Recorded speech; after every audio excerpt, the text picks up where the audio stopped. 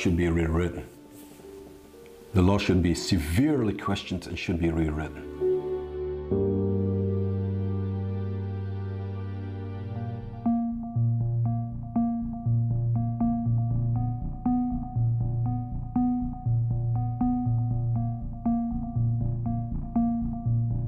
If I have a message to other countries who would be tempted to open the door of euthanasia, I would say don't open the door because it is not controllable. The door is open, it will go more and more wide open. They should invest a huge budget in palliative care, in the formation of volunteers, because unbearable pain is a very relative concept.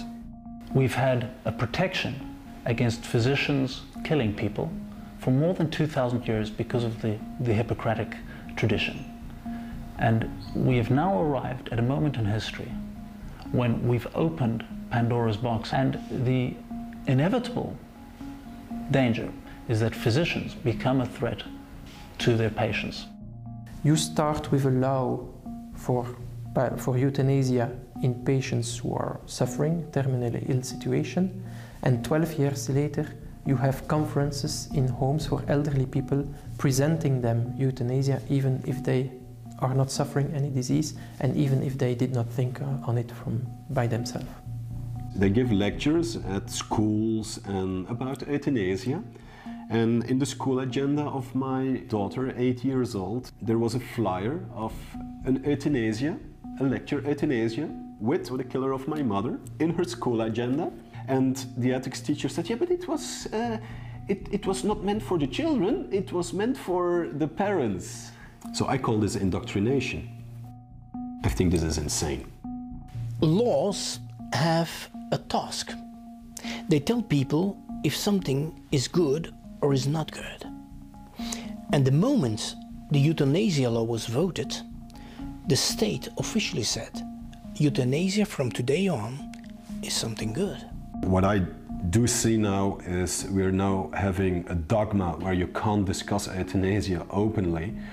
And if you're doing it, then they will judge you and they will try to get rid of you. And I truly think that this has nothing to do with medicine.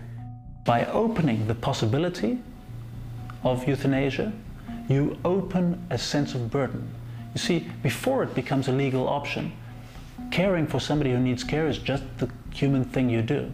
But once they have the opportunity to choose to let their lives be ended, their not doing so is to choose to burden their next of kin. That's unfair.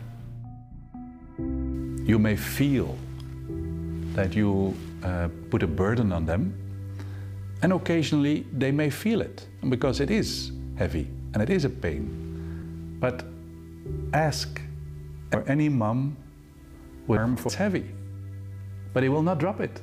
Never, never. And that's the same situation. You should not take that away from your loved ones. That is so valuable. I have no words for that. Children do not have a right to tell their parents to hurry up, and parents have no duty to do so.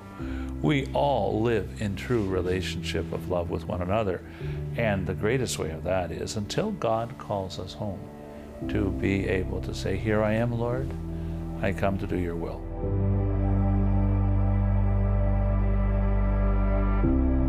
On va devenir